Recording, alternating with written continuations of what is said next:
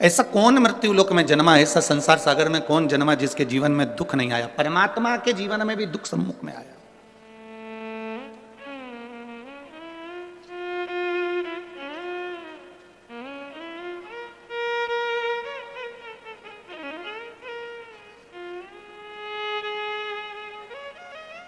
एक बात हमने बहुत पहले कथा में कही थी, आपके स्मरण में अगर होगा, जितने लोग टीवी पर कथा सुनते होंगे उनके स्मरण में होगा।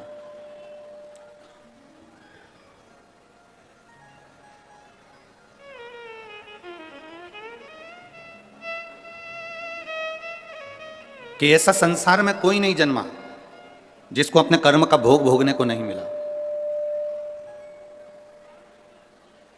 जो मृत्यु लोक में जन्मा है उसे अपने कर्म का भोग भोगना ही पड़ता है।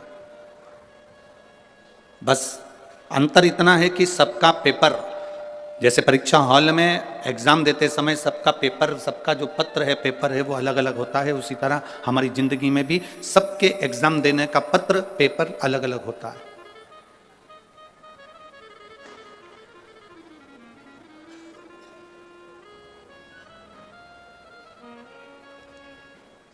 आप माता पिता की सुने ना सुने, आप गुरु की सुने ना सुने, आप भगवान को प्रणाम करें ना करें, आप मंदिर जाएं ना जाएं, आप सत्संग में जाएं ना जाएं, आप किसी गुरुवाणी को स्मरण करें ना करें, पर इतना जरूर याद रखना कि अपने कर्म का भोग मनुष्य को भोगना जरूर पड़ता है, उसको कोई नहीं टाल सकता।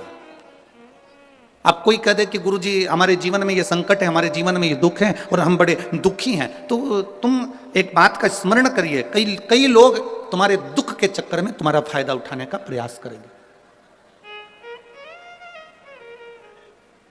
संसार के कई लोग ऐसे हैं जो तुम्हारे केवल दुख का फायदा उठाने का प्रयास करेंगे, पर ना। शिव महापुराण की कथा कहती है, अगर जिंदगी में समस्या है, राम जी के जीवन में दुख आया तो उन्होंने रामेश्वर धाम की स्थापना करी और भगवान शंकर की पूजन करके लंका पर चढ़ाई करी। भगवान कृष्ण की 16,108 रानियां थी, एक भी रानी से औलाद नहीं हुई भगवान कृष्ण के यहाँ। 16,108 रानी से जब संतान नहीं हुई तब भगवान कृष्ण ने गर्गाचार्य बाबा के कहने पर एक एक रानी के साथ बैठकर 11-11 दिन तक भगवान शंकर का अनुष्ठान किया। तब शिव जी ने प्रसन्न होकर, प्रकट होकर भगवान कृष्ण को वर दिया कि तुम्हारी एक एक रानी के साथ तुमने 11-11 दिन तक बैठकर भगवान शंकर की आराधना करी है, तो मैं तुम्हें वर प्रदान करता हूं कि तुम्हारी एक एक रानी से 11-11 संतान होगी। 10 छोरा 1 छोरी, 10 बेटे 1 बेटी। भगवान कृष्ण की 16,108 रानियों से इतनी संतान उत्पन्न हुई। 1,77,186 संतान। जीवन में दुख है, सबके जीवन में तकलीफ है, पर जिसने शिव को साध लिया, भगवान राम जी ने शंकर भगवान की आराधना करी, शिव जी की पूजन करी, उनको साध लिया। गला पकड़ रहा है,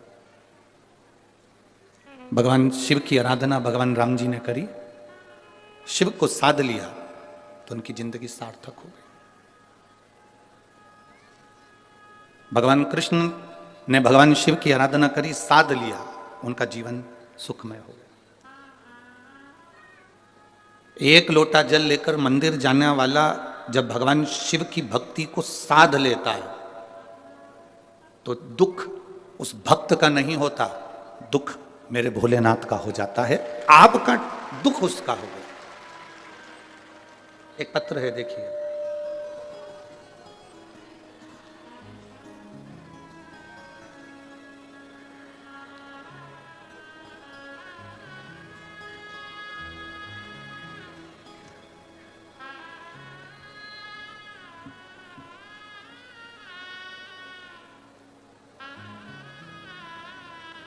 मेरा नाम प्रीति शर्मा, गांव रोडी, सिरसा से हूँ। कहीं बैठी हो तो हाथ हिला सकते हैं, अगर कहीं बैठी हो आप ही हैं। श्री शिवाय नमस्तुभ्यं। लिया बच्चे को।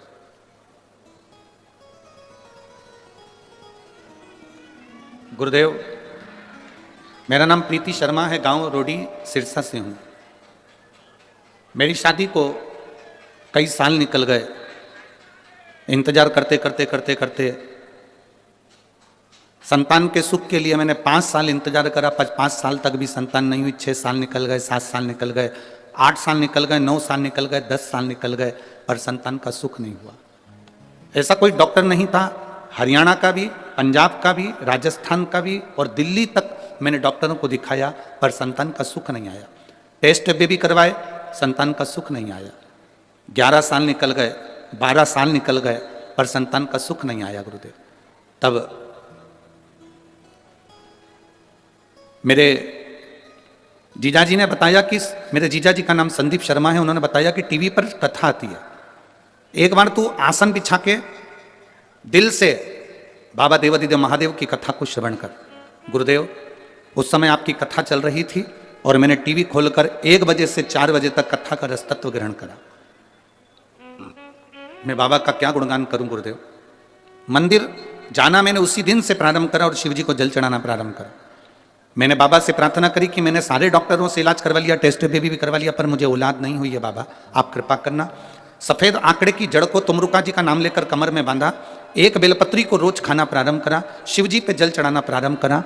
केवल आप कहते हो 3 महीने तक लगातार करो गुरुजी, मैंने 5 महीने तक करा पर मेरा गर्भ नहीं ठहर पाया। जब मेरा 5 महीने तक भी गर्भ नहीं ठहरा तो भी मैंने भगवान की कथा नहीं छोड़ी, लगातार टीवी के सामने बैठकर कथा सुनती रही और बेलपत्र चढ़ाकर उसको खाती रही। 5 महीने पूरे हुए, 6ठा महीना लगा और मेरे पेट में मुझे दर्द उत्पन्न हुआ। मैं डॉक्टर को दिखाने के लिए गई तो डॉक्टर ने कहा आपका 2.5 महीने का गर्भ ठहर चुका है। बाबा का मैं क्या गुणगान करूं गुरुदेव। पेट में तकलीफ होने लगी, बाबा ने मुझे खुशी तो दे दी, पर जब मैंने सोनोग्राफी करवाई तो बच्चे को कष्ट बताया गया। डॉक्टर के हिसाब से इस बच्चे को तुम मत रखो, ये डॉक्टर ने कह दिया। पर गुरुदेव मेरी खुशी को मैं कैसे त्याग देती कि 11-12 साल के बाद मेरे जीवन में ये खुशी आई है, मैं कैसे छोड़ दूं। आपने एक नारियल उस पर मोली रखकर भगवान देवादिदेव उस बेलपत्र को खाया। दूसरी बार डॉक्टर से फिर जांच कराई, सोनोग्राफी कराई तो डॉक्टर ने कहा कि इस बच्चे को मत रखो। फिर भी मेरा मन नहीं माना गुरुदेव और मैंने उस बच्चे को अपने गर्भ में रखा। डॉक्टर के हिसाब से बार बार उन्होंने मना करा पर मेरा बाबा ने मेरे ऊपर कृपा करी। मैंने बेलपत्री खाना नहीं छोड़ा, जल चढ़ाना नहीं छोड़ा। 5/10/2022 को बाबा की कृपा से 12 साल के बाद मेरे यहाँ पुत्र रत्न की प्राप्ति हुई और डॉक्टर के हिसाब से मेरा बेटा बिल्कुल स्वस्थ है। मैं उसको यहाँ प्रणाम करने लाई। आइए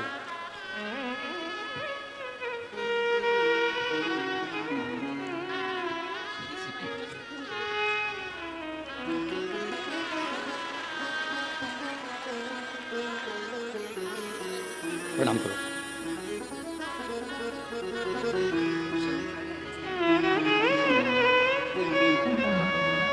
माता बोल रही है इसका नाम हमने शिवजी ने दिया इसलिए इसका नाम शंभू रखा है। बधाई हो। अरे तेरा ही दिया मैंने खाया पिया है, तेरा शुक्रिया है, तेरा शुक्रिया है। मुझे भोले बाबा ने बहुत दे दिया है, तेरा शुक्रिया है, तेरा शुक्रिया। शिव तत्व को भजना, शंकर की भक्ति को करना, भगवान को अपने भीतर उतारना सरल नहीं है महाराज। आप जिस भरोसे पर, आप जिस विश्वास के साथ भगवान शिव की भक्ति करते हो, भगवान उस विश्वास को निभाता है। दृढ़ करना पड़ता। आप लोगों की आदत क्या हो गई है कि एक जगह आप मन नहीं लगा पाते। एक गुरुजी ने 2 चेले को भेजा कि मुझे प्यास लगी है, पानी लेकर आ और कुआं खोद के लाना।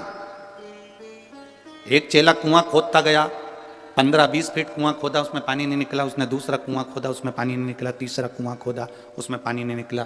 चौथा कुआं खोदा, उसमें पानी नहीं निकला। और एक चेला कुएं को खोदता गया, खोदता गया, खोदता गया, आखिरी में उसमें पानी निकला। वो गुरुजी के लिए लेकर आ गया, वो गुरुजी के लिए जल लेकर आ गया। एक चेला 15 फीट यहाँ कुआं खोदा, 20 फीट वहां खोदा, 25 फीट वहां खोदा, 60 फीट वहां खोदा, 100 फीट वहां खोदा, 200 फीट वहां खोदा, 300 फीट वहां खोदा, पानी नहीं निकला। और एक शिष्य ने एक ही जगह पर नीचे तक खोदता गया, खोदता गया, खोदता गया, पानी तो निकलेगा ना। बस आपको भी ये कथा अपने भीतर उतार लेना है। हमारी आदत पड़ गई है, यहां से काम नहीं हुआ वहां पर से नहीं हुआ वहां पहुंच गए, वहां से नहीं हुआ वहां पहुंच गए, 25 जगह कुएं खोद लिए पर पानी नहीं निकला। आपसे निवेदन है एक ही जगह दिल लगा लेते, एक ही जगह भगवान की भक्ति में इतना चित्त इतना विश्वास पक्का कर लेते तो कुएं में से पानी निकल ही जाता, ये निश्चित है। आप भरोसा दृढ़ करो ना, आप विश्वास पक्का करो, आपका दृढ़ता पक्की करो, विश्वास पक्का करिए, भरोसा पक्का करिए। और जितना जितना विश्वास पक्का होगा, जितना जितना भरोसा पक्का होगा, उतना उतना शिव तुम्हारे नजदीक में होगा। आप भरोसे को दृढ़ बनाने का प्रयास करो। भगवान विष्णु से पूछा, भगवान ब्रह्मा जी ने, तुम्हारे पिता शिव जी हैं? हाँ। मैं कैसे मान लूं कि तुम्हारे पिता शिव जी हैं? कई लोग आपको मिलेंगे और कहेंगे एक लोटा जल चढ़ाने से क्या सारी समस्या का हल हो सकता है? क्यों नहीं? मानो तो मैं गंगा मां हूं और ना मानो तो बहता। आप मानोगे तो गंगा है, ना मानोगे तो बहता हुआ पानी है।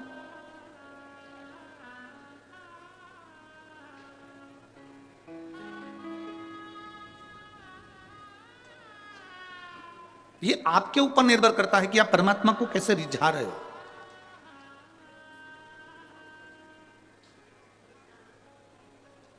महाराज,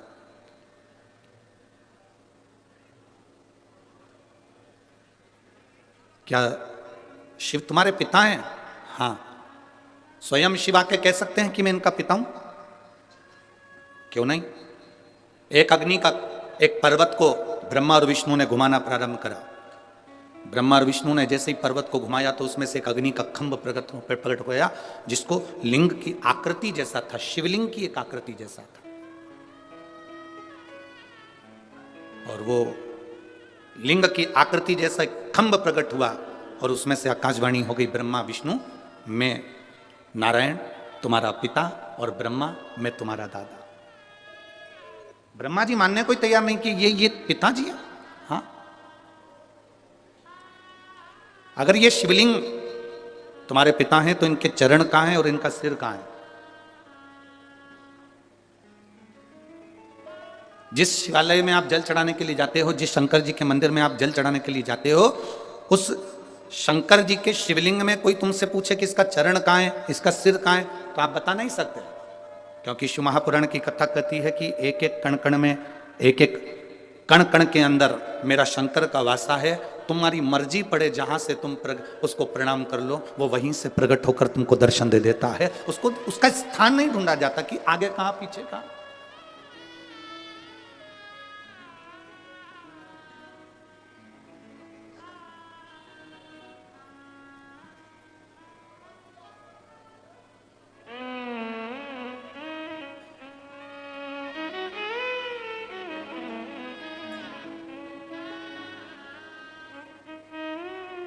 एक बार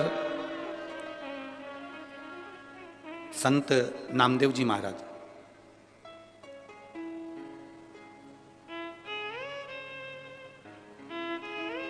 ये पंजाब की पवित्र भूमि पर आ गए।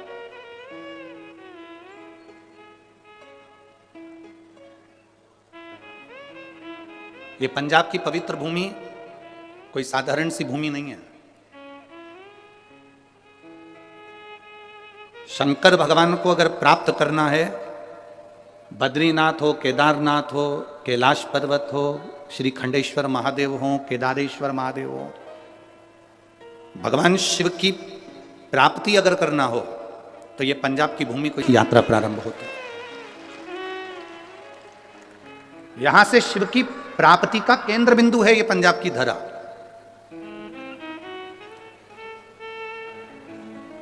लोग कहते हैं गुरुजी पंजाब में गेहूं बहुत होता है। हम कहते हैं पंजाब में गेहूं से ज्यादा संत बहुत होते हैं। अगर ढूंढने निकलो तो संतों की प्रागट्यता ज्यादा है।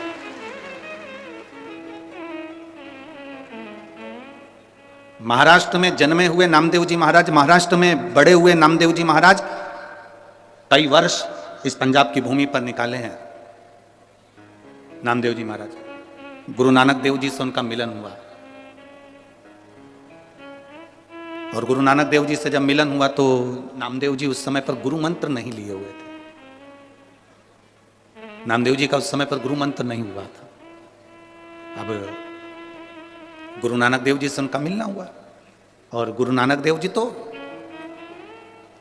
हम कहते हैं कि जो संत होता है ना, जो गुरु होता है ना, जो साधु होता है, वो शिव का एक रूप होता है।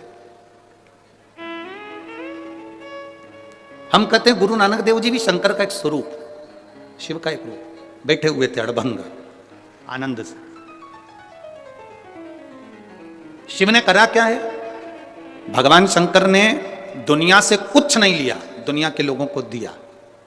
आज भी गुरु नानक देव को मानने वाले जितने सिख समाज के लोग हैं, जितने सिख धर्म के लोग हैं, ये दुनिया से लेना नहीं जानते, ये दुनिया को देना जानते हैं। आज भी आप किसी भी गुरुद्वारे में चले जाओ, वहां लंगर चलता मिलेगा। आप किसी भी गुरुद्वारे के दरवाजे पर पहुंच जाओ, आपको वहां विश्राम मिल जाएगा। आप किसी भी गुरुद्वारे के सम्मुख में पहुंच जाओ, वहां आपको भरपेट भोजन मिल जाएगा। वहां यह नहीं पूछा जाता कि आप ब्राह्मण हो कि क्षत्रिय हो कि वैश्य हो कि शूद्र हो। वहां तो गुरु के दरवाजे पर आ गए, मतलब गुरु के आप बनकर आए हो, मतलब गुरु के हो आप। वहां यह नहीं पूछा जाएगा कि आप ब्राह्मण हो कि क्षत्रिय हो कि वैश्य हो कि शूद्र हो। वहां गुरु के होकर आए, गुरु के द्वार आए हो, गुरुद्वारे तक आए हो, तो वहां गुरु का दरवाजा। और हमको बहुत अच्छा लगा इस भटिंडा पंजाब में भी सिख समाज के लोग, सिख धर्म के लोग चारों तरफ इस ग्राउंड के आसपास में खूब सेवा कर रहे हैं और खूब प्रेम से सेवा में लगे हुए हैं। मैं धन्यवाद देता हूं सारी सिख समाज को, बहुत बहुत धन्यवाद है, साधुवाद है।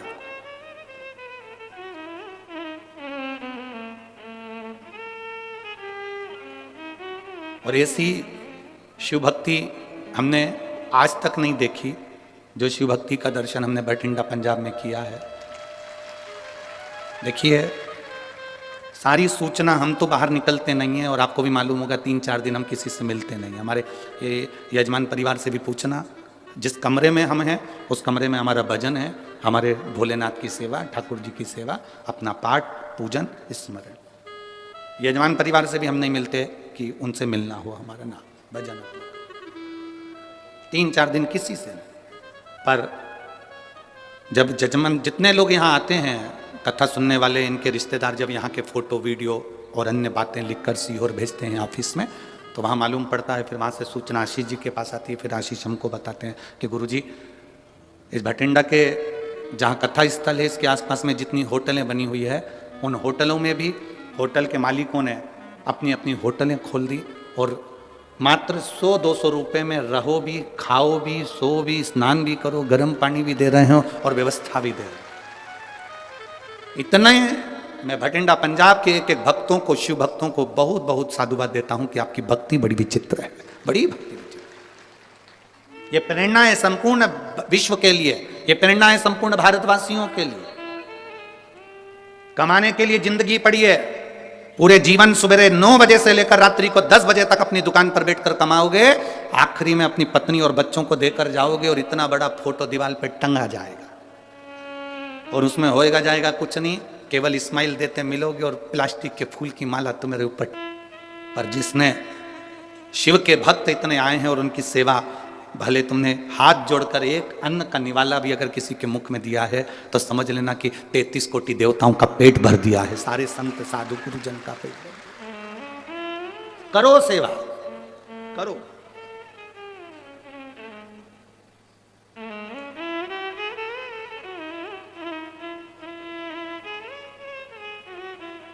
वो कहते ना कि मिलती है राम नाम की दौलत कभी कभी, होती है अपने पंजाब में शिव पुराण कभी कभी मिल रही है। करो, डरना नहीं, भीड़ बहुत है।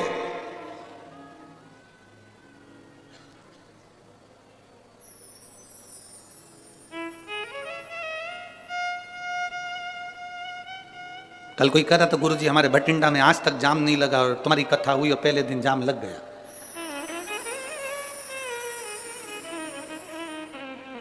हमने कहा जाम क्लियर हुआ कि नहीं हुआ वो बताओ। हुआ, धीरे धीरे हुआ। क्लियर तो हो गया ना? हो गया।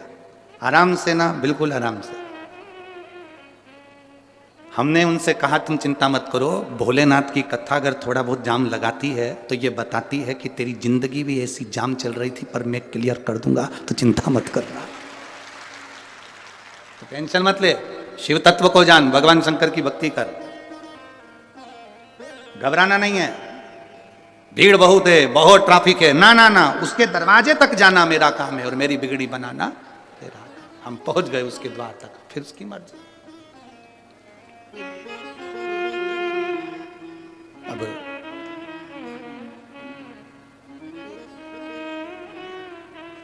कहा महाराज, बड़ी बोल्ड आवाज है, भगवान बड़ी कृपा है। कहा भगवान देवादिदेव महादेव प्रकट होकर कहते हैं कि ब्रह्मा तुम मेरे पोते हो और भगवान विष्णु तुम मेरे पुत्र हो, तुम मेरे बेटे हो। शिवलिंग का कोई सिर दिखता है क्या? नहीं। शिवलिंग का कोई चरण दिखता है क्या? नहीं। संत नामदेव जी ने गुरु नानक देव जी से भेंट करी, और भेंट करी तो गुरु नानक देव जी आराम से लेटे हुए थे, विश्राम कर रहे थे, और संत नामदेव जी आए तो उठ के बैठ गए। दोनों की भेंट हो गई, दो संत आज मिल गए। गुरु नानक देव जी ने पूछ लिया नामदेव जी से, आपने गुरु मंत्र लिया है? नहीं, अभी नहीं लिया। मतलब आप भटक रहे हो। अगर गुरु मंत्र तुम्हारा हुआ होता तो तुम भटकते नहीं। गुरु नानक देव जी ने विश्वनाथ थिएटर जी के पास में नामदेव जी को भेज दिया।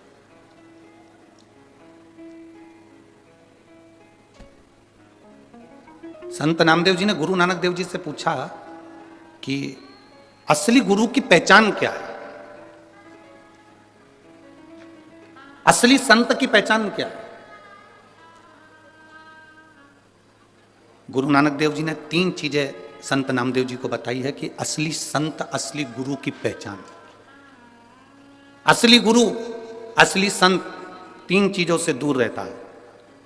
पहला नमस्कार, दूसरा चमत्कार, तीसरा नमस्कार। गुरु नानक देव जी संत नामदेव जी से कह रहे हैं कि 3 चीजों से असली गुरु दूर रहता है, 3 चीजों से संत दूर रहता है। पहले नंबर पर जम के बोलो जरा भटिंडा वालों, नमस्कार। असली गुरु कभी तुमसे अपने चरण नहीं छुआएगा, प्रणाम नहीं करवाएगा। असली गुरु कह देगा भैया दूर से प्रणाम करो, हमें छुओ मत, आप नमस्कार करो, दूर से करो। आप बार बार हमको नमस्कार मत करो, अगर बार बार नमस्कार करोगे ना तो हमको अहंकार आ जाएगा। तो असली गुरु कह देता है ना ना, थोड़ा दूर हो जाओ, नमस्कार से दूर। संत गुरु नानक देव जी ने दूसरी बार में कहा असली गुरु, असली संत चमत्कार से दूर होता है।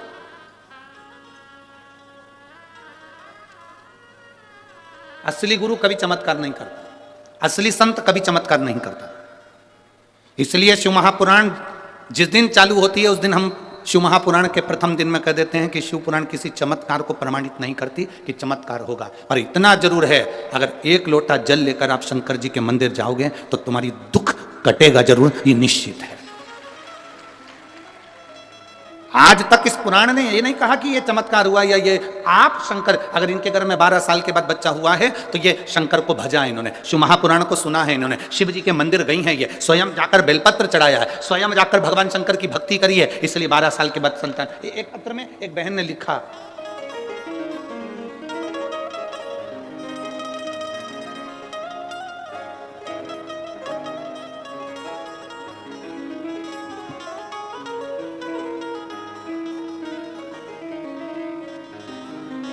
के लोग कुत्ते को भगाने के लिए पत्थर उठाते, तुमने मुझे उठा लिया। अब पति कैसे समझाए कि मैंने तुझे इसलिए उठाया था कि कुत्ता मेरे पांव को खजाए पर मैं तुझे नहीं खाने दूंगा। पर जिसकी किस्मत में भाटा लिखा हो वो क्या करेगा। भोला, बहुत भोला। अब कोई जरूरी नहीं कि तुम्हारे सारे दामाद इंजीनियर हैं, डॉक्टर हैं, कलेक्टर हैं तो सभी एक जैसे, ना ना ना। शंकर भगवान अडमस्त होकर बैठे हुए थे, दक्ष प्रजापति आए, सबने उठकर प्रणाम करा, शंकर जी उठ ही नहीं पाए, वो तो अलमस्त बैठे हुए थे, अलमस्त। दक्ष प्रजापति को नमस्कार बड़ा पसंद था, इन्होंने नहीं करा, गुस्सा आ गया। दक्ष प्रजापति को क्रोध आया और क्रोध आते से दक्ष प्रजापति ने श्राप दे दिया भगवान शंकर को, ए शिव मैं तुझे श्राप देता हूं, तो मेरी बेटी का पति होकर, मेरा दामाद होकर तूने मुझे प्रणाम नहीं करा, मैं तुझे श्राप देता हूं, तू शमशान में निवास करेगा। मेरा श्राप है तुझे, तू शमशान में निवास करेगा। शंकर भगवान जैसे सुने शमशान में निवास, शिव जी डमरू बजाकर नाचने लगे। भगवान विष्णु पास में बैठे थे, उन्होंने कहा तुम्हें आशीर्वाद नहीं मिला, श्राप मिला।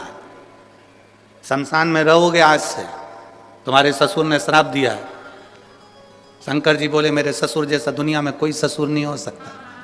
कितनी लंबी सोचता है, उसको मालूम है दामाद बिल्कुल सीधा साधा है, और कहीं प्लाट देता और मैं मकान बना लेता तो कोई कब्जा कर लेता, शमशान में कौन बनाएगा। इसलिए मेरे ससुर ने मुझे प्लाट भी शमशान में दिया, ऐसी जगह जहां कोई कब्जा नहीं कर सकता। भगवान विष्णु ने माथा ठोका, भोलेनाथ तुम सही में भोलेनाथ हो। श्राप मिलने के बाद भी खुश। किसी किसी को नमस्कार प्रिय है। गुरु नानक देव जी ने नामदेव जी से कहा कि संत के 3 लक्षण हैं, और 3 लक्षणों पर जिसका स्मरण करिए। पहला, संत गुरु नमस्कार से दूर होता है, दूर।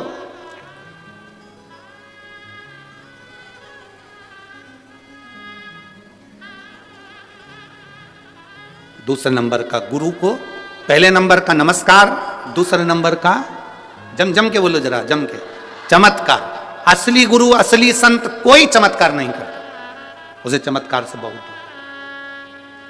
और तीसरे नंबर का है असली संत असली गुरु नमस्कार।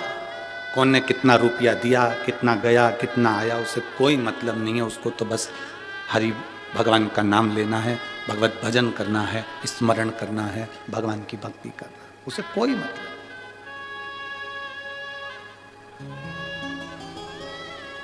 और जब भगवान की अविरल भक्ति, भगवान शिव की अविरल भक्ति एक आनंद के साथ में जो रहती है, वो सुख प्रदान करती है, सुख प्रदान। कहा गुरु नानक देव जी ने संत नामदेव जी से कहा कि असली गुरु की शरणागति जाइए। तो असली गुरु कहां मिल सकता है? गुरु नानक देव जी ने यह नहीं कहा कि तुम मेरे पास में रहो। गुरु नानक देव जी ने कह दिया कि तुम शिव के मंदिर में, विश्वा थिएटर जी बैठे हुए हैं, तुम जाओ और उनसे गुरु मंत्र लो। अब देखिए, गुरु नानक देव जी ने नामदेव जी को जाते समय कह दिया था कि गुरु सब में रब को देखता है, सब में। जब नामदेव जी पहुंचे, उन्होंने क्या देखा कि जिनके पास में गुरु नानक देव जी ने भेजा था, वो तो जहां शंकर जी का शिवलिंग था सामने, उधर पांव कर कर सो रहे थे। नामदेव जी ने हाथ जोड़कर बोला, गुरुदेव तुम्हें बुद्धि नहीं है क्या? सामने शंकर का शिवलिंग और तुम पांव लंबा करके सो रहा है। जहां पर शंकर जी नहीं है वहां रख दो, मेरा पांव उठाओ, जहां शिव नहीं वहां रख दो। गुरु नानक देव जी ने कहकर भेजा था कि तुझ में, मुझ में, सब में रब समाया है।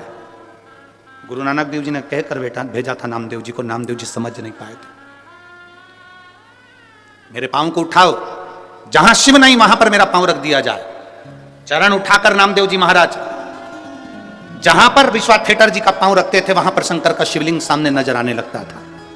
गुरु नानक देव जी उसी जगह पर सामने प्रकट होकर कहते हैं, नामदेव जी हर एक चप्पे चप्पे में रब समाया है, सब में उसी को देखो, वो सब उसी की माया है, सब उसी की। इसीलिए फिल्म बनाने वालों ने गाना लिख दिया, तुझ में रब दिखता है। सब हमारी यही तो गलती है, आप में और हम में यही गलती है कि हम मंदिर में तो भगवान को ढूंढते हैं, पर अपने घर में भगवान को नहीं ढूंढ पाते। घर में जो पति है, पत्नी है, माता है, पिता है, भाई है, बंधु है, बेटा है, बेटी है, कुटुंब है, परिवार है, पड़ोसी है, रिश्तेदार, नातेदार, इनमें हम परमात्मा को नहीं देख पाते। हम इनमें भगवान को नहीं देख पा रहे, हम इनमें परमात्मा को नहीं देख पा रहे।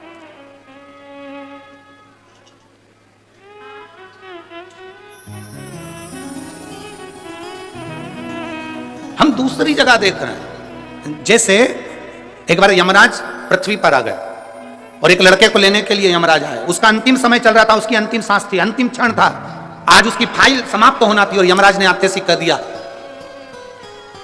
लड़के ने पूछा तुम कौन हो? भगवान यमराज बोले मैं यमराज। क्या लेने आए हो? मैं तेरी जान लेने आया हूं। क्या लेने आए हो? मैं तेरी जान लेने के लिए आया हूं। मेरी जान? हाँ। लड़के ने कल ले जा, यहां से 4 घर छोड़ के रहती है। यमराज बोला मैं तेरे प्राण लेने आया हूं। प्राण मेरे? हाँ। 4 दिन से मेरे प्राण वही खा रही, ले जा।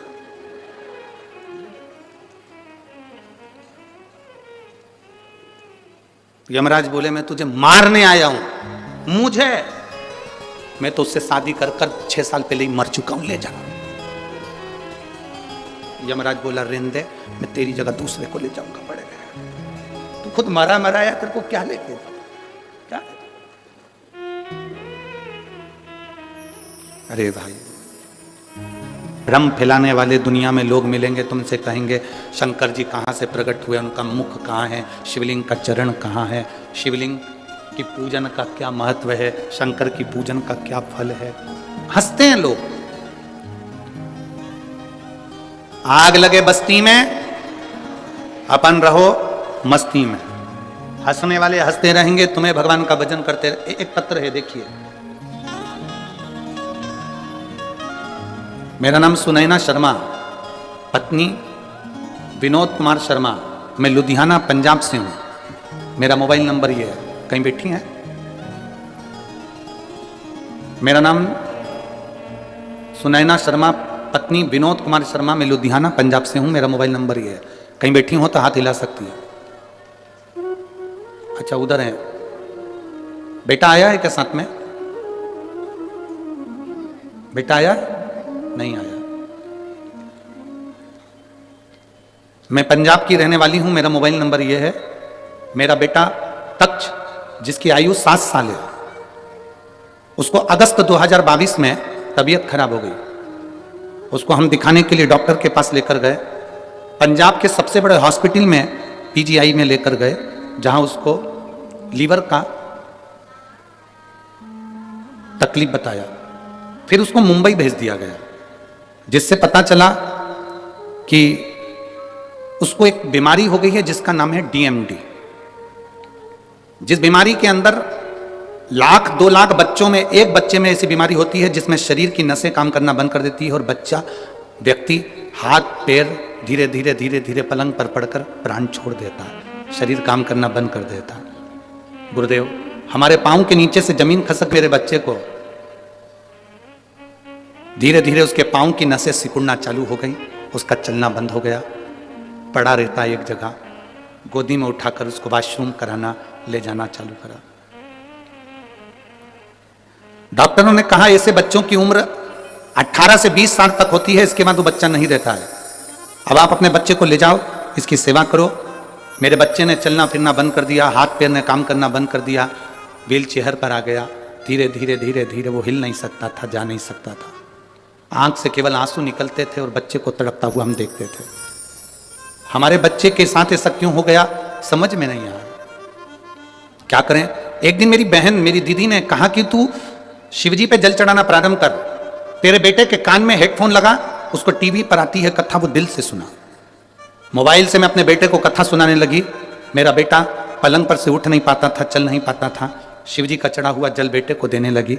गुरुदेव, डॉक्टर ने तो मना कर दिया था कि इसकी कोई दवाई नहीं है, पूरे इंडिया में भी और पूरे विदेश में भी। आप जहां चाहो लाखों रुपए खर्च कर लो, पर ये बेटा ठीक नहीं हो सकता। हमने विदेशों में जांच भेजी, वहां से भी कोई रिजल्ट नहीं आया, क्योंकि इसका दवाई नहीं है, औषधि नहीं है। आखिरी में पांव पूरी तरह से बेकार हो गए, शरीर बेकार हो गया। अब करें तो करें क्या? शिव जी को जल चढ़ाती, उसको पिलाती, एक बेलपत्र लाकर पीस कर उसको दे देती। बाबा से कहा, बाबा पहली बार मैं अपने बच्चे को गोदी में ले जाकर शंकर जी के मंदिर में दे दिया, आज से बेटा तेरा है, अब तू जान, तेरा काम जाने। गुरुजी, आपके भजन की एक लाइन हमको हिम्मत देती है, मेरे बाबा दया करना मैं तेरे। मैंने वो बच्चे को शिव जी के भरोसे छोड़ दिया। आज मैं छाती ठोक कर कहती हूँ, मैंने शंकर की कथा कोसी मथुरा में सुनी, और जब से आज मेरा बेटा साइकिल भी चला रहा है और पैदल भी चल रहा है। मैं बाबा को यहाँ प्रणाम करने के लिए आई हूँ। मेरे बेटे के मैं फोटो भी लगा रही हूँ। शंकर जी के मंदिर में मेरा बेटा खुद जाता है, साइकिल चला कर जाता है और शिव जी की पूजन करता है। मैं बाबा को यहाँ शुक्राना करने के लिए आई हूँ, प्रणाम करने आई हूँ। आप उसके फोटो टीवी पर जरूर दिखाएं। अब ठीक है बाबू, दोनों हाथ हिला दो एक बार। श्री शिवाय नमस्तुभ्यम। अब खुश हो जाइए, बाबा की कृपा। हर हर शिव तत्व इसी को कहते हैं, औघड़ी इसी को कहते हैं। 2 फोटो लगाए, एक शंकर के मंदिर का और एक साइकिल चलाते हुए। शिव तत्व इसी को कहा। भोलेनाथ दया करना, मैं तेरे, बैठिए, बैठ जाओ। भरोसे, उसके भरोसे हम जिए। सारी समस्या का हल एक लोटा जल। शिव चमत्कार नहीं करते, आपका विश्वास, आपका भरोसा, आपकी दृढ़ता स्वयं चमत्कार करती है। और मेरी जीजियों, भटिंडा के मेरे जीजाओं, मेरी जीजियों, मेरी बेटियों, मेरे बेटाओं, मेरे भाई, मेरी बहनों, दिल से कथा सुनोगे ना। ठंड भले पड़ रही है, घर जाने की आपको भले जल्दी होती होगी, अंधेरा भी जल्दी हो जाता होगा, पर थोड़ा समय जरूर लग जाए। दिल से 7 दिन की कथा सुनना, तुम्हारी जिंदगी में कभी अंधेरा नहीं होगा, प्रकाश ही प्रकाश है। इस माँ की एक लाइन बड़ी विचित्र उसने लिखी है। इस माँ ने लिखा, मैंने केवल 1 दिन कोसी कला की कथा सुनी थी। इस माँ ने लिखा है, कोसी कला मथुरा में केवल 1 दिन की कथा सुनी थी। और लिखती है कि कथा पंडाल में सुनने का फल क्या है, कोई मुझसे पूछ ले, मेरे बेटे की जिंदगी वापस दे। शिव तत्व क्या है, क्या देता है वो, कैसे देता है वो, क्या करुणा ने परम कहते हैं, शिव पुराण नहीं। ये तो औषधि देने के लिए बाबा यहाँ कुबेर भंडारी आ गया और उसने कुबेरेश्वर धाम से ये औषधि लूटा। अब उसको जिसने ग्रहण कर लिया उसकी जिंदगी सार्थक है, जिसने ले लिया उसका जीवन सार्थक। जो नहीं समझा वो नहीं समझा, जो समझ गया वो समझ गया। बोल बम का नारा है।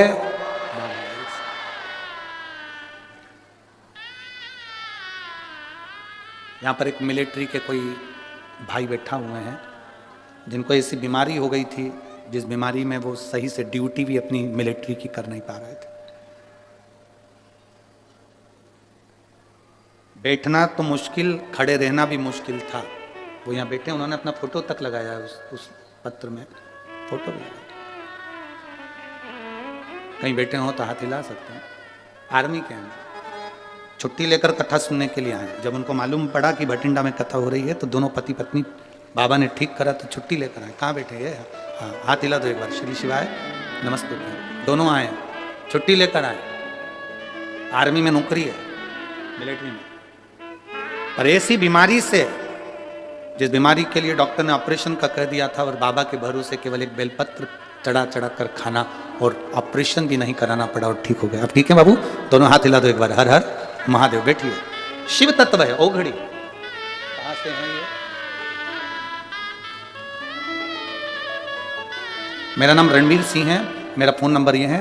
गांव चिड़ाना, सोनीपत, हरियाणा से आया हूं मैं। 1 लोटा जल का बाबा की बड़ी कृपा है। बैठिए बाबू, बैठिए। शिव तत्व इसी को कहते हैं, शंकर इसी को कहते हैं। आपका विश्वास जितना दृढ़ होगा, मेरा शंकर मिलेगा। भगवान विष्णु ने कह दिया मुझे चरण नहीं देखना, मैं तो आ गया। ब्रह्मा जी चढ़ते जा रहे हैं शंकर भगवान का सिर देखने के लिए, चढ़ते जा। बीच में केतकी का फूल मिला तो उससे कह दिया तू मेरे साथ में चल, और चलकर कह देना ब्रह्मा जी का मुझे सिर मिल गया। केतकी के फूल ने बोला कि मैं क्यों झूठ बोलूं, मेरे को झूठ बोलने से क्या मिलेगा, झूठ बोलने से मुझे मिलेगा क्या? कहा सारे देवताओं पर चढ़ाऊंगा, सुगंधित बनाकर रखूंगा। केतकी का फूल चल दिया। सामने से गौ माता मिली, गौ माता ने कह दिया, गौ माता से कहा आप हमारे साथ चलो और भगवान विष्णु के सामने चलकर कह देना कि ब्रह्मा जी को सिर मिल गया, शिवलिंग का सिर मिल गया। गाय बोली मैं क्यों झूठ बोलूं, गौ माता जब बोली कि मैं क्यों झूठ बोलूं, ब्रह्मा जी ने कहा घर की सबसे पहली रोटी तेरे को दिलवाऊंगा, चल तू झूठ बोल। जब भगवान शंकर के शिवलिंग के सामने ब्रह्मा जी आए और उन्होंने कहा कि शंकर जी का सिर मिल गया, नारायण आपको शंकर भगवान के चरण मिले क्या शिवलिंग के? नारायण ने मना कर दिया, मुझे चरण नहीं मिले शिवलिंग के, मुझे शिवलिंग के चरण नहीं मिले। सत्य बोलने में संकोच मत करो।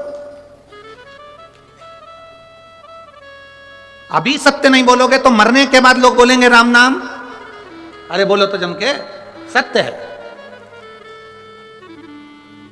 मखाना, फूल, पैसा पॉलीथिन में मिला के तुम्हारी छाती पर फेंकेंगे और अर्थी पर बंधे रहोगे और लोग पीछे से चिल्ला रहे होंगे राम नाम सत्य। मखाना इसलिए फेंका जाता है कि घर फूला हुआ छोड़कर गया है, फूल इसलिए फेंका जाता है कि श्रद्धांजलि का भाव है, पैसा इसलिए फेंकते हैं मुर्दे के ऊपर कि पूरी जिंदगी जोड़ जोड़ के मर गए, अब तेरे बाप में दम हो तो उठा के बता दे। पैसा उसकी छाती पर पड़ा है, 1 रुपया उसकी छाती पर पड़ा है और वो कल्ला की कल्ला पड़ा है, उठा नहीं सकता। सवेरे 9 बजे से दुकान दुकान दुकान दुकान दुकान, रात के 10 बजे तक दुकान दुकान दुकान। भगवान ने भी दिए थे दुकान दुकान दुकान। उस दुकान में ग्राहक आ रहे थे और उस दुकान में भगवान आ रहा था। 7 दिन की शिव पुराण की कथा पत्नी ने भी अपने पति से कह दिया, देखो जी खूब कमाओ, मना नहीं है, पूरी जिंदगी कमाओ, मना नहीं है, कमाओगे बच्चों के लिए छोड़कर जाओगे, पर 7 दिन की शिव पुराण अपने भटिंडा में हो रही है, इसकी कमाई अपने को करना है भगवान के भजन की। जो दुकान पर बैठकर कमाया वो भूमि पर छूट जाएगा, जो यहां बैठकर कमाया वो अंत समय तक जाएगा। और अंत समय प्रभु, बोलो बोलो,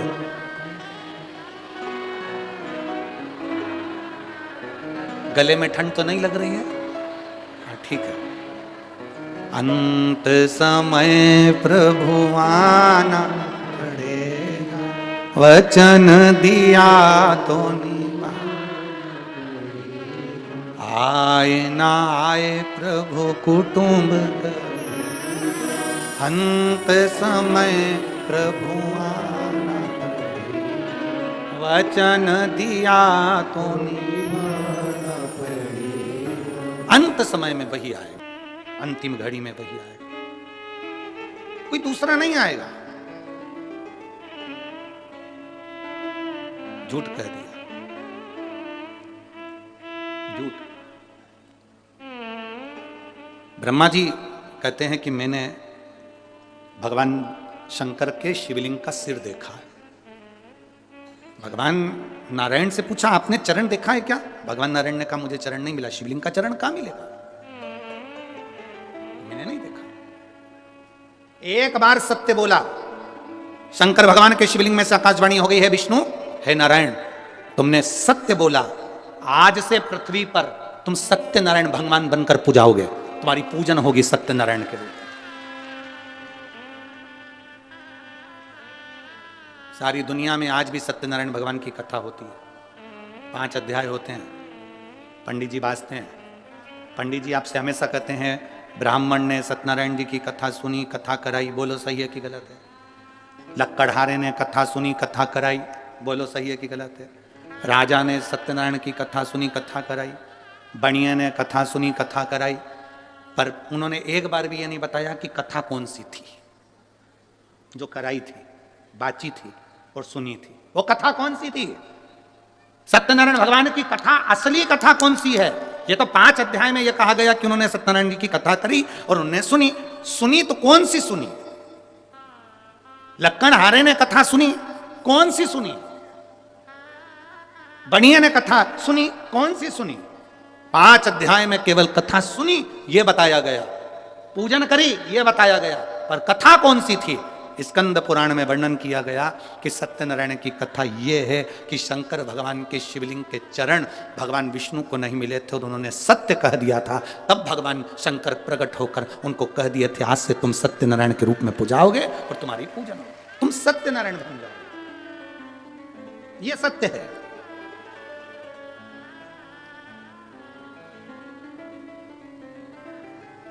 दुनिया में केवल एक जगह ऐसी है जहां मरे हुए व्यक्ति को भी बांध कर ले जाया जाता है। कहां? बोलो बोलो, जम के बोलो। शमशान। केवल एक जगह दुनिया में ऐसी है जहां मरे हुए व्यक्ति को भी बांध कर ले जाया जाता है, क्योंकि ले जाने वालों को भी यह समझ में नहीं आता, भग गया तो दूसरा कहां से ठिकाना क्या है? चिंता है, होता है कभी कभी। नगर निगम वाले, नगर पालिका वाले एक गांव में सर्वे करने के लिए आए। वहां पर एक सुहागवती बेचारी एक महिला रहती थी, वो कभी अपने पति का नाम नहीं लेती थी। आज पति नहीं था घर में और वो सर्वे वाले आ गए। उन्होंने पूछा तुम्हारा नाम क्या है? मैं बिमला। अच्छा। बेटे का नाम? कमल। अच्छा। बेटी का नाम? रानो। ठीक है। पति का नाम? अब पति का नाम बोलो। इतने में वो बोली कि मैं अपने पति का नाम नहीं लेती। अच्छा, तो हम दूसरी बार सर्वे करने नहीं आएंगे, तुम्हें पति का नाम जल्दी बोल दो तो हम लिख लें। मैं नहीं बोलूंगी, तुम्हें वापिस आना पड़ेगा। हम नहीं आएंगे, फिर नाम छूट गया, बाद में मत कहना कि हमको कोई फैसिलिटी नहीं मिल रही, हमें कोई साधन नहीं मिल रहा। नहीं नहीं, तो फिर पति का नाम बताओ। मैं तुमको 2-3 तरह से समझाऊंगी, तुम समझ जाओगे।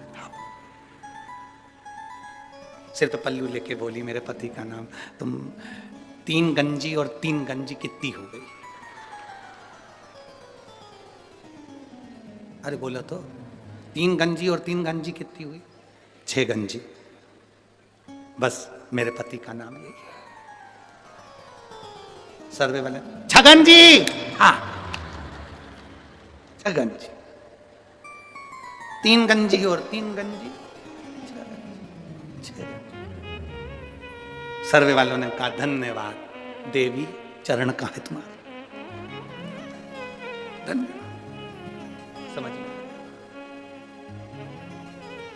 को वो फिर भटका नहीं। ब्रह्मा जी ने कहा कि मैंने भगवान शंकर का शीश देखा है। आकाशवाणी हो गई, ब्रह्मा झूठ बोल रहे हैं। ना मानो तो केतकी के फूल से पूछ लो, केतकी का फूल ने झूठ कह दिया। आकाशवाणी हुई और आकाशवाणी होकर भगवान शंकर ने कह दिया केतकी के फूल, केतकी के पुष्प, तू मेरे सामने झूठ बोल रहा है, मैं तुझे श्राप देता हूं। एक केतकी, सारे देवताओं पर तू चढ़ेगी। केतकी का पुष्प सारे देवताओं पर चढ़ेगा, पर शंकर पर कभी नहीं चढ़ेगा। एक केतकी का फूल भी अगर शिव पर चढ़ गया तो 1000 गौ हत्या के बराबर दोष लग जाएगा। केतकी ने कहा मेरी मत मानो तो गौ माता से पूछ लो। गाय से ब्रह्मा जी ने पूछवाया, क्या बताओ ब्रह्मा जी को क्या शंकर जी का शीश नहीं मिला? गौ माता ने कहा ब्रह्मा जी को शंकर भगवान का शीश मिल गया। आकाशवाणी फिर हुई और कहा गौ माता तू झूठ बोल रही है, तू जगत की मां है गौ माता, जगत की मां होकर गौ माता तू झूठ बोल रही है। ए गौ माता, मैं तुझे श्राप देता हूं, तेरा पूरा शरीर पूजा जाएगा पर तेरा मुख अपूज्य माना जाएगा। सनातन हिंदू धर्म के अंदर मंदिर की परिक्रमा आगे से होती है, वृक्ष की परिक्रमा आगे से होती है, कन्यादान आगे से होता है, वस्त्रदान आगे से होता है, मुद्रा दान आगे से होता है, सारे दान आगे से होते हैं। केवल सनातन हिंदू धर्म में केवल गौ दान ऐसा है जो गाय की पूंछ पकड़कर किया जाता है, पीछे से होता है, आगे से नहीं करा जाता। हिंदू धर्म में सारी परिक्रमा आगे से होती है, केवल गौ माता की परिक्रमा पीछे से होती है, पूंछ से चालू होकर पूंछ पे विराम होती है। क्यों? क्योंकि एक बार गौ माता ने झूठ बोल दिया था, इसलिए गौ माता की परिक्रमा आज तक पीछे से होती है। अब जरा विचार करो, गाय ने एक बार झूठ बोला तो आज तक उनकी परिक्रमा पीछे से होती है, और तुम दिन भर मोबाइल पे कितना झूठ बोलते हो, फिर तेरा क्या होगा रे कालिया? जरा विचार करो, कितना झूठ। दुकान पे बैठे हो, कहते हो घर पे हो, दोस्तों के साथ बैठे हो, क्या कि मैं अभी आई रही हूं, रास्ते में ही हूं, बिल्कुल रास्ते में। कितना झूठ। भगवान के पास में भी सूचना पहुंची थी और भगवान के पास में जाकर देवताओं ने कहा इतनी शिव पुराण की कथा हो रही है, लाखों लाखों लोग कथा सुन रहे हैं, सब मरने के बाद वैकुंठ जाएंगे, वैकुंठ भरा जाएगा, नरक कौन जाएगा? यमराज ने कहा चिंता मत करो, पृथ्वी पर एक व्यक्ति की बुद्धि फेर दी है, उसने एक यंत्र का निर्माण कर दिया है जिसका नाम मोबाइल है। व्यक्ति कितनी भी कथा सुन लेगा, दिन भर में 4-6 बार झूठ बोलेगा, नरक चले जाएगा। Direct department change, direct. एक झूठ व्यक्ति की जिंदगी को नरक में पहुंचा देता है, एक झूठ। इसीलिए मरने वाले के पीछे पीछे चलते हुए चिल्लाते हैं राम नाम सत्य है। कुछ लोग चिल्लाते हैं जो 4-6 अर्थी के पास चल रहे होते हैं, बाकी के तो बात करते हुए जाते हैं। फसल बिगड़ गई, अब की बार गेहूं अच्छा नहीं आया, मरने वाला मर गया, चिल्लाने वाले चिल्ला रहे हैं, ये बात करते हुए जा रहा है, उसमें भी 2-4 तो मलते ही मलते जा रहे हैं।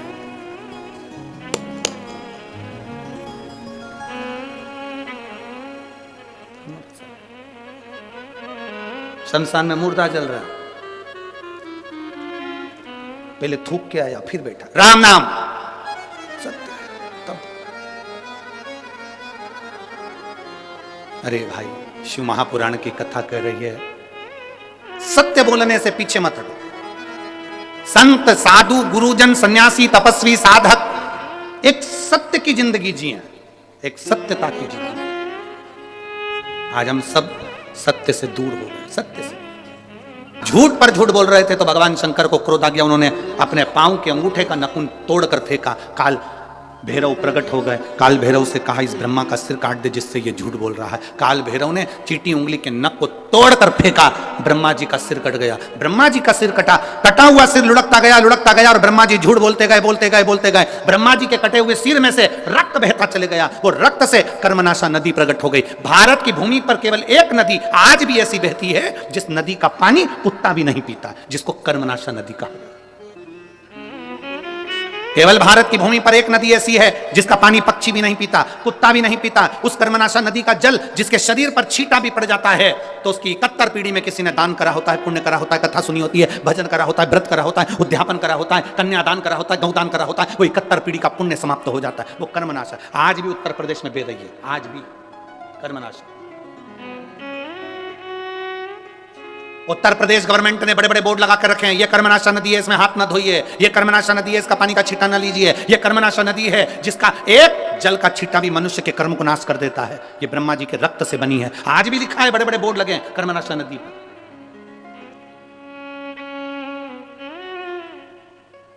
कई किलोमीटर दूर तक वो नदी बहती है, दोनों पाटों पर कोई नहीं रहता आज भी। कर्मनाशा, झूठ बोला है। भगवान विष्णु ने देखा कि ब्रह्मा जी का सिर कट गया, झूठ बोल रहे हैं ब्रह्मा जी अभी भी कटे हुए सिर से भी। भगवान विष्णु ने शंकर जी से क्षमा मांगी, इनको माफ कर दीजिए। कहां जाएंगे इनका कटा हुआ सिर कहां जाएगा, आप कृपा करिए। आप भोले हैं, आप शिव हैं, आप त्रिकालदर्शी, आप कैलाशी, आप शंकर हैं, करुणा करिए, दया करिए। भगवान शिव ने कहा सुनो नारायण, आपके कहने पर मैं ब्रह्मा जी के कटे हुए सिर को वर देता हूं, यह बड़ का वृक्ष बन जाएगा, बट वृक्ष बन जाएगा। इस बट वृक्ष के नीचे मैं स्वयं विराजमान होऊंगा और मेरा नाम बटकेश्वर महादेव कहलाएगा। मैं स्वयं बैठूंगा बटकेश्वर महादेव के रूप में विराजी। सनातन धर्म के अंतर्गत आज भी बटकेश्वर महादेव बड़ के पेड़ के नीचे शंकर का यदि शिवलिंग होता है और उसका यदि हम एक बार भी अपने जीवन में एक लोटा जल बड़ के पेड़ के नीचे के शिवलिंग को चढ़ा देते हैं तो उसका फल जरूर मिलता, बहुत मिलता। आप लोगों ने कथा सुनी होगी राजा दशरथ जी की। दशरथ जी पूर्व जन्म में एक ब्राह्मण थे जिनका नाम था हर ब्राह्मण। क्या नाम था, जम के बोलो जरा, हर ब्राह्मण। दशरथ जी पूर्व समय में एक ब्राह्मण थे जिनका नाम था हर ब्राह्मण। इनका नियम था शिव जी के मंदिर में जाकर 108 बेलपत्र शंकर भगवान को समर्पित करते थे और 108 बेलपत्र चढ़ाने का इनका नियम दूसरा था। 107 बेलपत्र तो ये शिवलिंग पर चढ़ाते थे और एक बेलपत्र उठाकर ये अशोक सुंदरी वाली जगह पर चढ़ा देते थे। तो कितनी हो गई कुल मिला के 108। प्रतिदिन का नियम था इनका, प्रतिदिन। और यदि आपने जिंदगी में एक नियम कोई सा भी लिया है उसका फल मिला, जो एक पत्र आया है।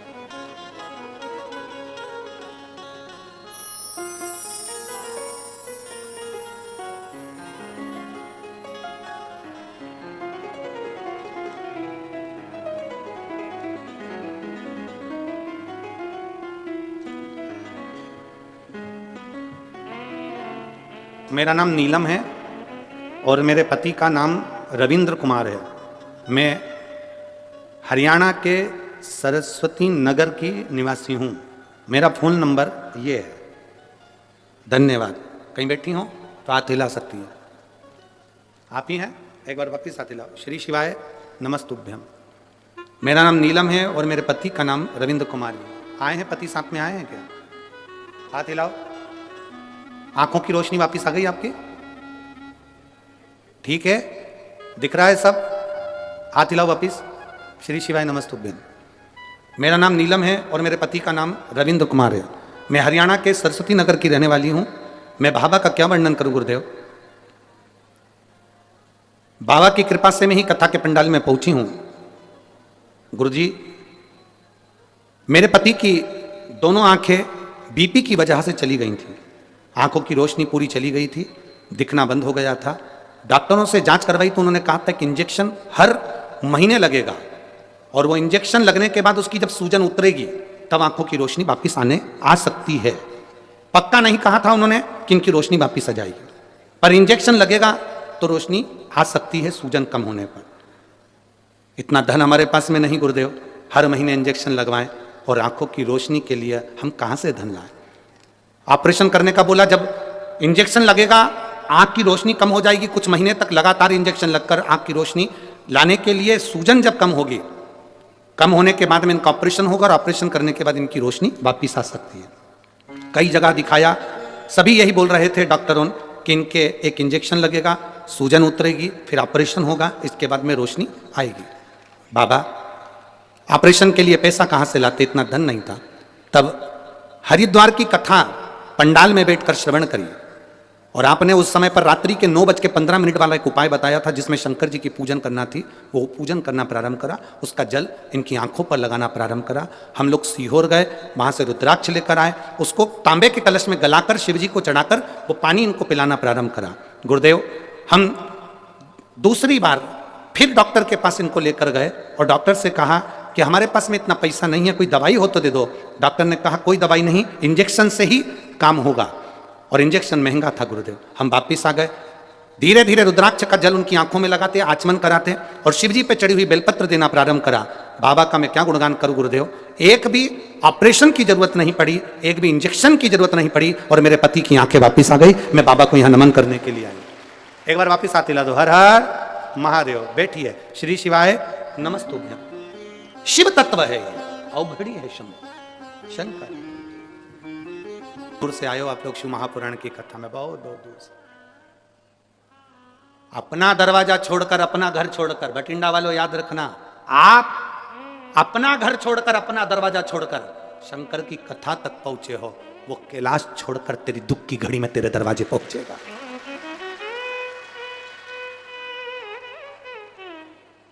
आप अपने घर के दरवाजों को छोड़कर आयो। श्रीमद् भागवत में भी भगवान कृष्ण रुक्मणी जी से कहते हैं, रुक्मणी जी से जाकर कह दो ब्राह्मण देवता रुक्मणी श्रृंगार करके जगदम्बा के मंदिर पहुंच जाए, मैं उसे लेने पहुंच जाऊंगा।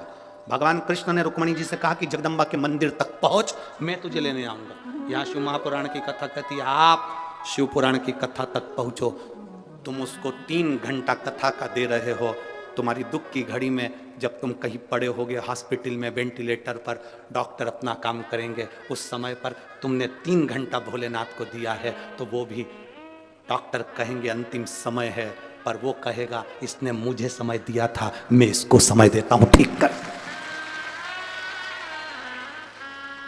मैं इसको समय देता हूं, ठीक कर। हम परमात्मा को समय दे रहे हैं, वो हमको समय देगा। शिव जी को चाहिए क्या?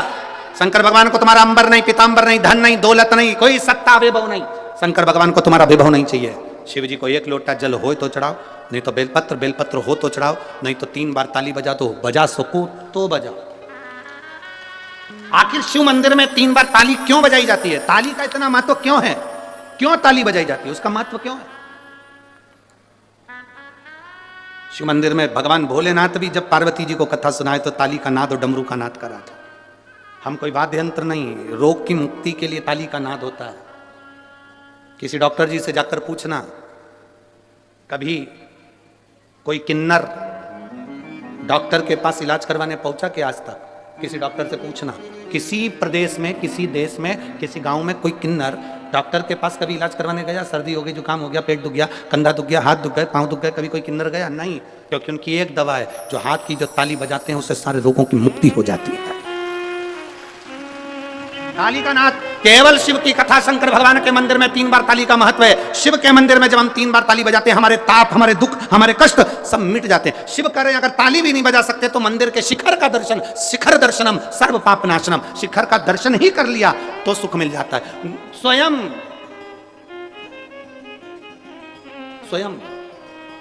गुरु नानक देव जी से बाले ने पूछ लिया था, गुरु नानक देव जी से बाले ने पूछा था कि ये जितने शिखर होते हैं इनके शिखर का दर्शन क्या देता है? तो ये दुखों का निवारण कर देता है, दुखों का। आप मंदिर में प्रवेश नहीं कर सकते, आप गुरुद्वारे के अंदर प्रवेश नहीं कर सकते, उसके शिखर का मात्र दर्शन हो जाता है तो हमें सुख का अनुभव हो जाता है। शिखर दर्शनम सर्व पाप नाशनम। फिर कहा अगर मंदिर के शिखर का भी दर्शन नहीं कर सकते, एक लोटा पानी भी नहीं चढ़ा सकते, एक बेलपत्र भी नहीं चढ़ा सकते, तो मंदिर के सामने से निकलकर चले जाओ, उसकी दृष्टि में भी आ गए तो कल्याण हो जाएगा। बहुत है उतना, उसके सामने भी पहुंच गए तो हमारा कल्याण निश्चित है। दशरथ जी, हर ब्राह्मण 107 बेलपत्र शिवलिंग पर, 1 बेलपत्र अशोक सुंदरी पर 108। आज दशरथ जी के शरीर में, जो हर ब्राह्मण है इसके शरीर में आज ताप आ गया, बुखार आ गया। हर ब्राह्मण ने कहा बुखार, ज्वर, अभी मुझे मत आना, मैं मंदिर जा रहा हूं, फिर निकल जाऊं तब आना। कौन होगा जो ज्वर को, बीमारी को, दुख को रोक देगा? हर ब्राह्मण ने शंकर का नाम लेकर दुख को रोक दिया, बुखार को रोक।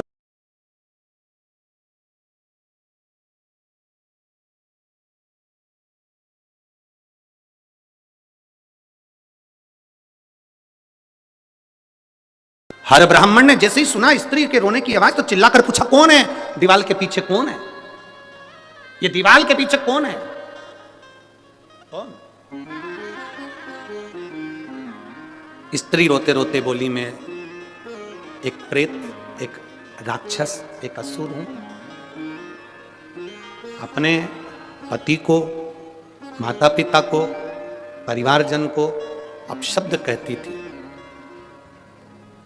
जो जल शिवजी के मंदिर में जाता था उस जल के पात्र को मैं झूठा करके पटक देती थी, इसलिए प्रेत योनि में पड़ गई हूं। मुझे मुक्त करिए, मुझे मुक्त। हाँ, हमने एक बात आप लोगों को पहले कथा में कही थी, आपके स्मरण में होगा। हमेशा कहते हैं 1 लोटा जल महादेव को चढ़ाओ। हमने कथाओं में कई बार कहा कभी कभी 2 लोटा जल भी महादेव को चढ़ाओ। किस लिए? 1 लोटा जल तुम्हारे लिए और 1 लोटा जल जो बॉर्डर पर हमारे भारत के सैनिक खड़े हैं उनकी रक्षा के लिए। 1 लोटा जल कभी उसके लिए भी समर्पित।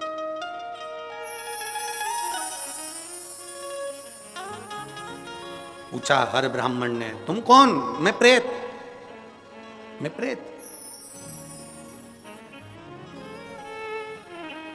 मेरी मुक्ति करिए।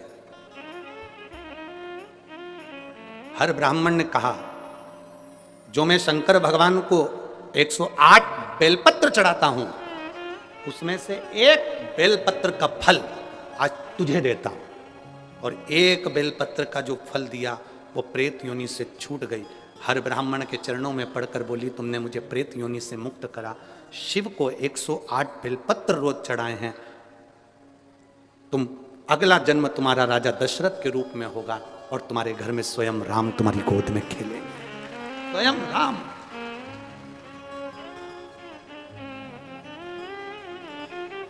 आप में से कितने लोग हैं जब आपके कोई परिचित बीमार होते हैं तो हॉस्पिटल में देखने के लिए जाते हो? जाते हो सब लोग? जम के तो बोलो जरा, जाते हो?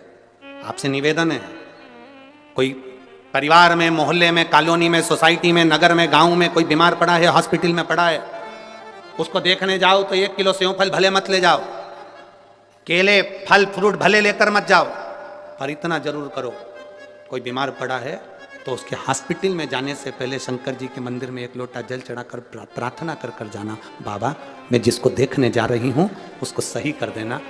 आप मेरे साथ चलो मेरे शंभू, आपका जल मेरे साथ चले शिव जी का चढ़ा हुआ जल अपने हाथों में लगाकर एक बार जब मरीज से मिलने के लिए जाओ तो उसको जरूर अपना स्पर्श का भाव देकर कि तू ठीक होगा, चिंता मत करना, मैंने देवादिदेव महादेव से प्रार्थना करी है, वो तुझे ठीक करेगा ही करेगा, तुझे दुख नहीं दे सकता।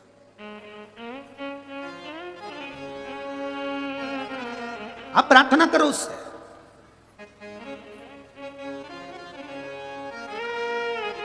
आप निवेदन करो उससे, सुनता सुनेगा। हम जितने नम्र बनेंगे, हम जितने सहज बनेंगे उतने अच्छा बनना सरल है पर सरल बनना कठिन है। अच्छा बनना तो सरल है, आप अच्छे बन जाओगे तो लोगों की दृष्टि में आ जाओगे, बहुत अच्छा व्यक्ति है, बहुत अच्छा व्यक्ति है। अच्छे व्यक्ति लोगों की निगाह में रहते हैं, बोलो सही है कि गलत है? अच्छे व्यक्ति लोगों की निगाह में रहते हैं।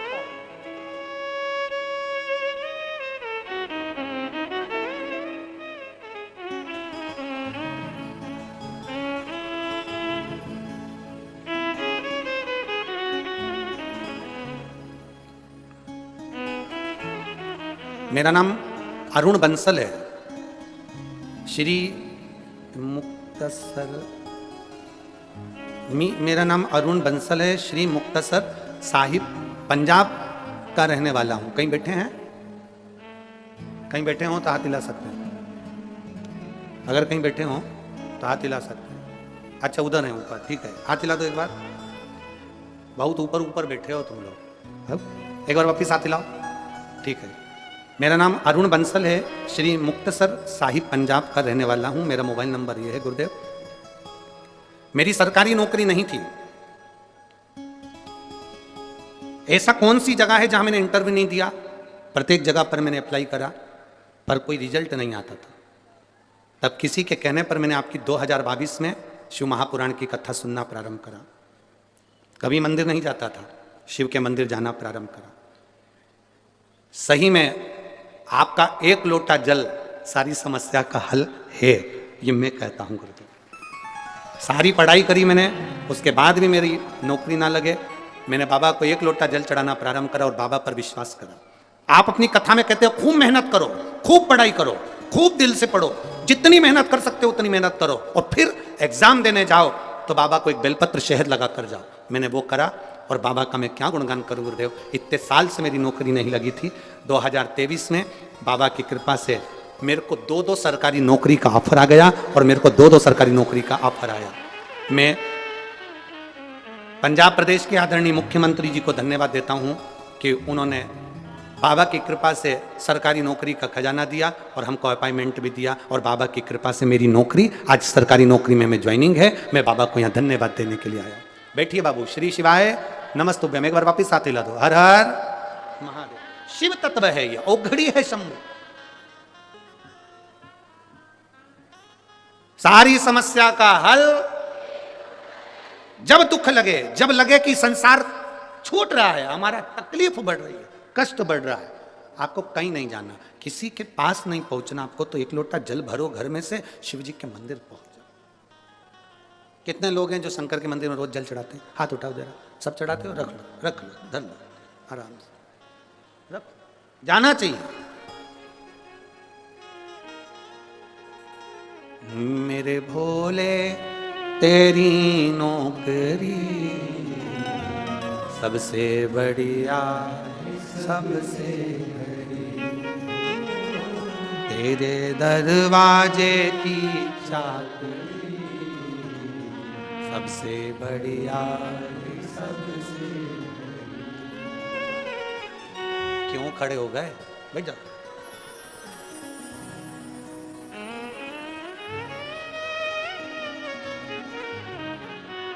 मेरे भोले तेरी नौकरी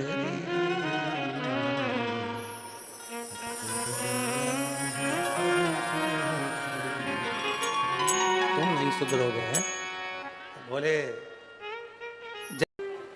कथा के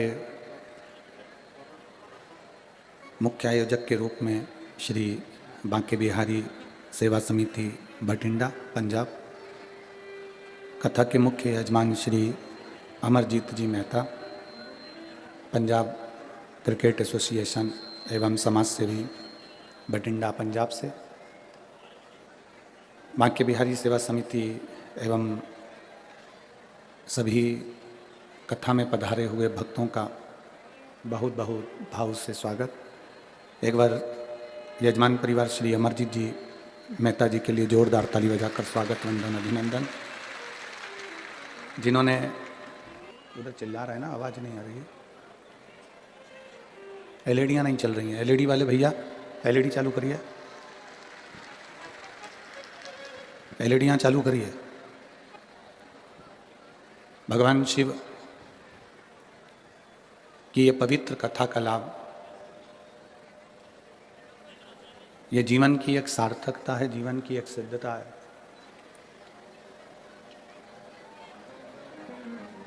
शरीर मिल जाना एक अलग विषय है।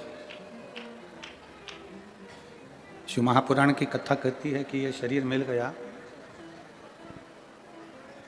पर उस शरीर के मिलने के बाद में जो भगवान की अविरल भक्ति है,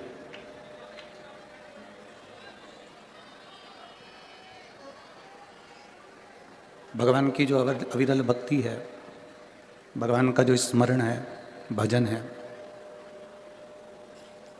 वो करना बड़ा कठिन है।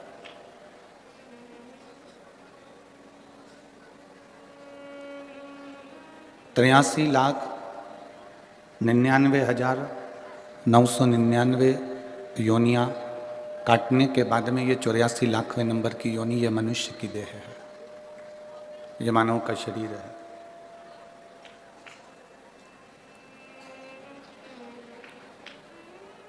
अब इतनी योनियाँ काटने के बाद जो ये मानव की देह मिली है, ये जो मानव का शरीर मिला है, अगर हम और आप इसको व्यर्थ में यूं ही गवा दें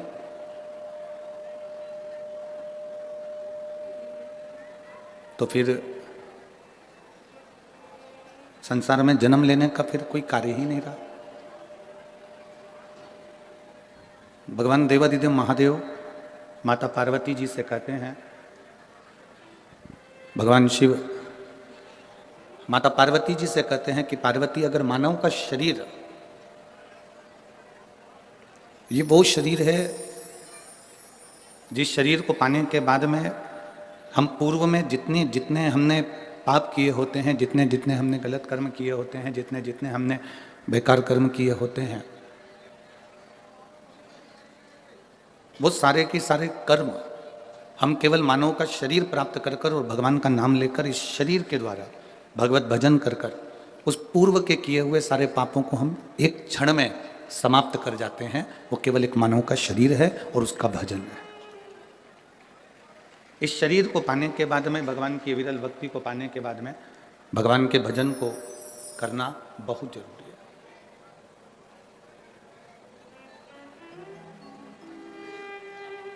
हाँ,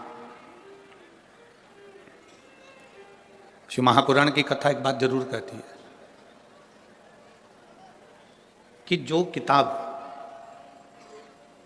हमको समझ में नहीं आती है, जो किताब हमको समझ में ना आए, उस किताब को कम से कम 2 बार, 3 बार, 4 बार उसको पढ़िए।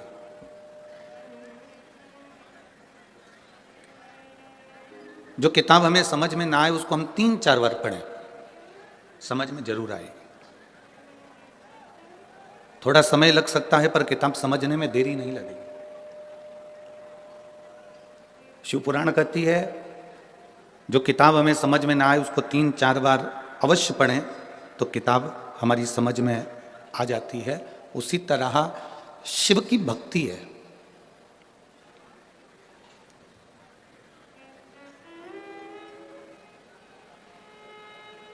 उसी तरह भगवान शंकर की अविरल भक्ति है,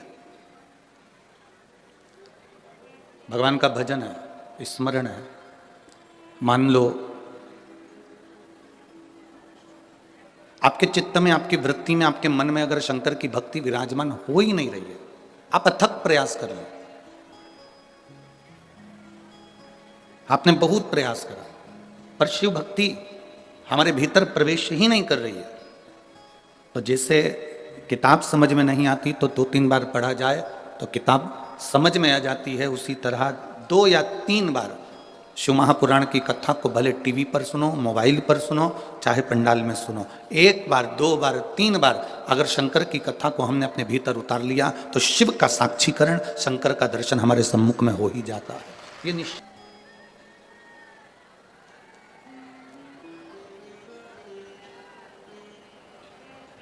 एलईडी नहीं चल रही है कि आवाज नहीं आ रही है? आवाज नहीं जा रही है।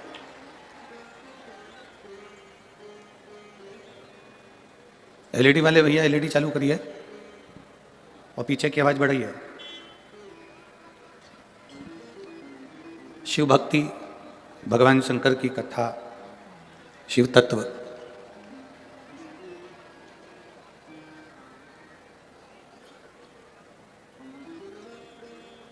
भगवान शिव की कथा, ये भगवान को प्राप्त करने का एक साधन है।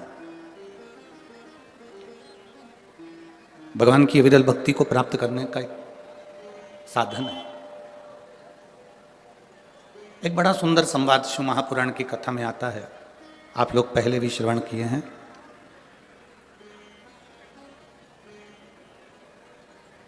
भगवान ब्रह्मा जी के मन में एक संशय उत्पन्न हो गया और ब्रह्मा जी के मन में जो संशय उत्पन्न हुआ, ब्रह्मा जी के मन में जो संशय आया, वो संशय ब्रह्मा जी ने भगवान विष्णु से कहा कि प्रभु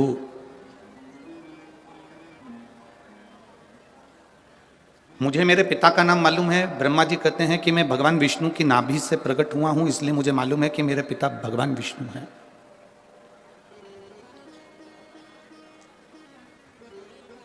मेरे पिता भगवान विष्णु हैं, ये मैं जानता हूं। ये ब्रह्मा जी कह रहे हैं कि मुझे मेरे पिता का नाम मालूम है कि मेरे पिता भगवान विष्णु हैं, क्योंकि मैं कमल के पुष्प पर नाभि से प्रकट हुआ।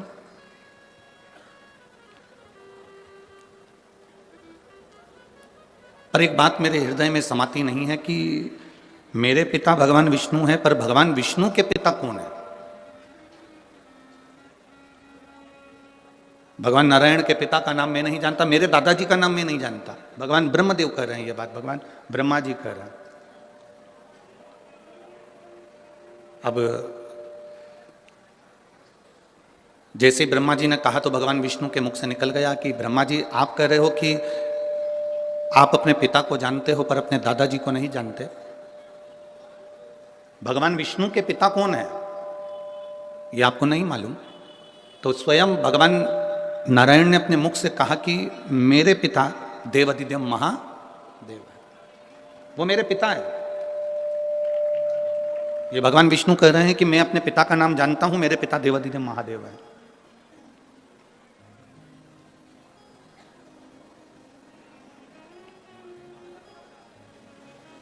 कहा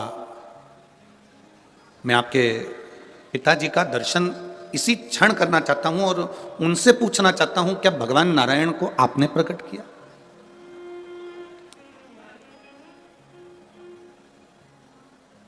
क्या भगवान नारायण को प्रकट करने वाले आप हो? मैं उनसे पूछना चाहता हूं। शिव महापुराण की कथा कहती है कि शिव की कथा और मनुष्य की व्यथा, ये दोनों का अंत कभी नहीं हो सकता, ये निरंतर चलती ही रहती है। कथा भी चलती रहती है और मनुष्य की व्यथा भी चलती रहती है।